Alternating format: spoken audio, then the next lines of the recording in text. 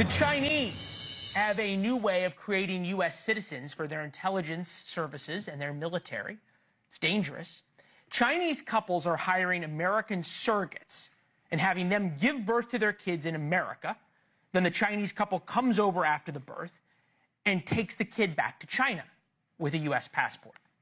In the 2000s, everybody talked about pregnant women coming to America on tourist visas and then giving birth in the United States to a child with automatic American citizenship. It was called birth tourism. Now the Chinese families are taking it a step further. In the words of Brian Entin, renting a womb. News Nation senior correspondent Brian Entin is with us now for his exclusive reporting. Brian, is this a one-off thing, or is this actually happening at scale? No, it's happened tens of thousands of times across the United States. We learned when we went out to California, Leland. We went out to look into the birth tourism scheme because there's been a lot of recent busts involving the feds, even though it's been going on for a long time. And they've sort of got that under control, and it's against the law because these women overstay their visas. They come on a tourist visa, they stay, they have the baby, and then they go back to China. But while we were in California, we learned about this new rent-a-womb scheme, which is almost more alarming because it is not illegal. It's a loophole. This is actually one of the motels that we went into where some of the pregnant women stay. And basically with the rent-a-wombs, you've got these parents in China who spend hundreds of thousands of dollars. It's happening thousands of times.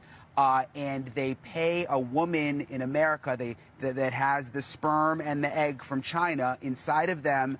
They use the American womb. The American woman gives birth to the Chinese baby.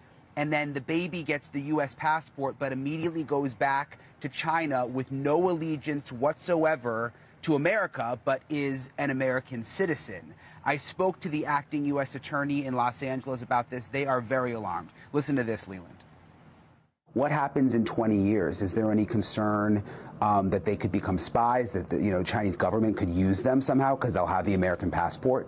Anytime that somebody has a U.S. passport, it means that they have access to the United States. They will give you the example. Child's born in Irvine in 2015, goes back and ultimately joins the Chinese military at age 20, having a U.S. passport. That provides a real national security asset to China and a real problem to the United States.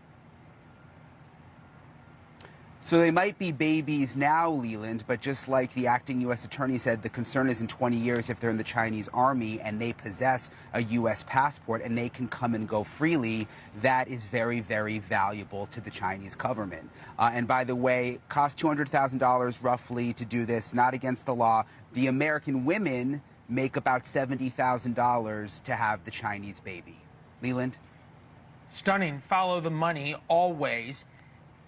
And there's no way to stop this short of what? A law and then somehow trying to change birthright citizenship?